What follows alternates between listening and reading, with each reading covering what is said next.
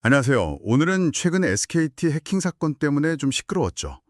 그 이후에 SKT가 국회 과방위에 제출한 보고서가 있는데요. 이게 한 유튜브 채널로 내용이 공개되면서 파장이 상당했습니다. 바로 이 내부 문건들을 저희가 오늘 좀 깊이 파헤쳐 보려고 합니다. 네, SKT가 과방위 지적사항들, 특히 그 논란의 핵심이었던 위약금 면제 요구에 대해서 과연 어떤 논리로 맞섰는지, 그리고 그 과정에서 자사 고객들을 어떻게 보고 있었는지 그 표현들을 좀 집중적으로 살펴보겠습니다. 네. 우선 보고서를 보면 그 과방위가 지적한 몇 가지 사항하고 SKT가 어떻게 이행했는지가 나와 있긴 합니다. 네, 맞아요.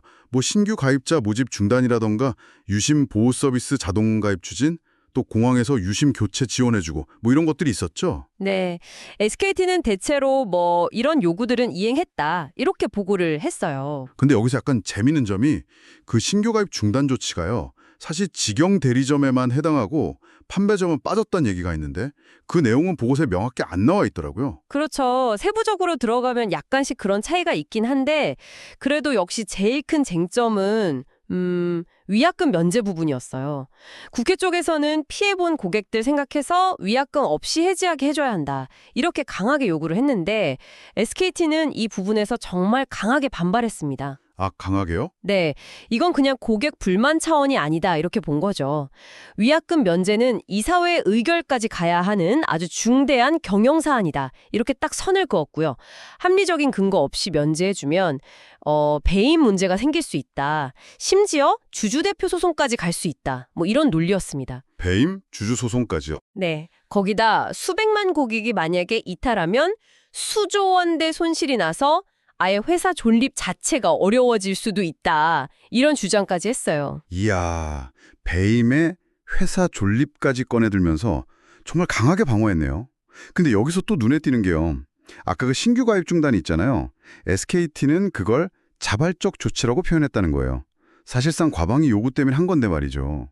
이런 표현 방식도 그렇고 또 위약금 면제는 안 된다. 이 이유를 설명하면서 고객에 대해 쓴 표현들이 진짜 논란이 된 거잖아요.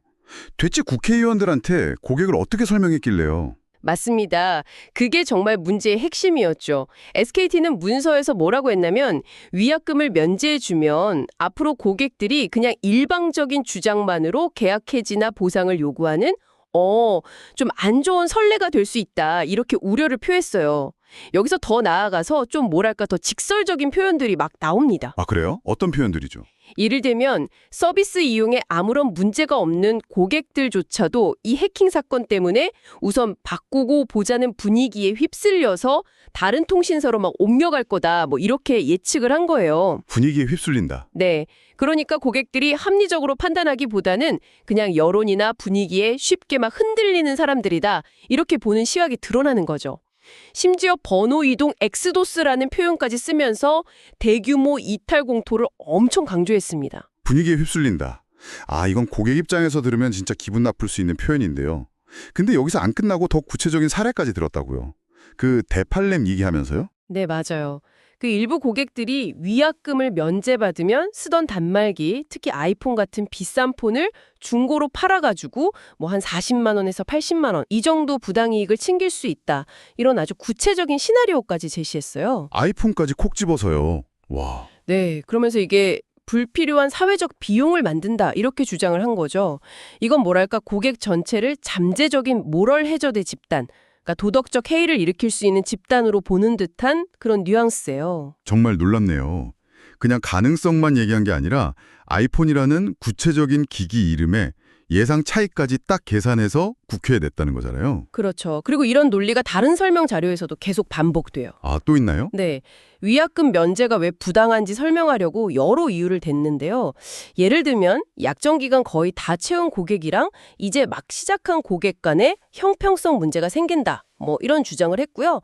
또 위약금 없이 해지한 고객들이 나중에 추가 혜택까지 요구할 수 있다. 이런 말도 했는데 이건 사실 실제 요구가 있었던 건 아니고 그냥 SKT가 가정한 걸로 보입니다. 가정이요? 네. 그리고 남아있는 고객들이 느낄 상대적 박탈감, 이런 감정적인 부분까지 건드렸죠.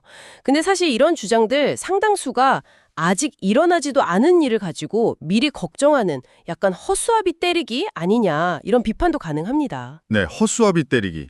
그러니까 공개적으로는 계속 죄송하다, 고객 신뢰 회복하겠다 이렇게 고개 숙이던 SKT가 정작 국회라는 공식 석상에선 고객을 이렇게 불신하고 심지어 좀 부정적으로 묘사하는 내부 문서를 냈다는 거잖아요. 이 앞뒤 다른 모습 자체가 해킹 사건만큼이나 어쩌면 그보다 더 실망스럽다는 반응이 많았던 것 같습니다. 그렇죠. 정리하자면 오늘 저희가 본 SKT 내부 보고서는 이 해킹 사건 후에 위약금 면제라는 그 핵심 쟁점에 대해서 회사의 어떤 재정적 법적 부담을 내세우면서 강력하게 반발했고요. 그리고 그 방어 논리를 펴는 과정에서 자사 고객들을 분위기에나 휩쓸리는 존재, 일방적인 주장만 하는 존재, 심지어 부당 이익이나 노리는 존재로까지 묘사하는 좀 이례적인 내용을 담고 있었다. 이렇게 볼 수 있겠습니다. 자, 오늘 이 내용을 보니까 우리가 좀 생각해 볼 지점이 명확해지는 것 같습니다. 기업이 어떤 위기 상황에 처했을 때, 특히 그 책임이 자기들한테 있을 때요, 고객을 문제 해결의 파트너나 보호해야 할 피해자로 보는 게 아니라 오히려 잠재적 위험 요소나 통제 불가능한 집단으로 여기는 그런 내부 인식이 이렇게 밖으로 드러났을 때 과연 어떤 파장이 있을까요? 네. 마지막으로 이런 질문을 한번 던져봅니다. 국가기관통신사업자라는 그런 공적인 역할까지 하는 기업에게 우리는 과연 어느 정도 수준의 책임감 그리고 고객에 대한 존중을 기대해야 할까요? 이 기업의 생존 논리하고 고객 신뢰 사이에서 그 균형점을 어디에 둬야 할지 다들 한번 깊이 고민해 보시면 좋겠습니다.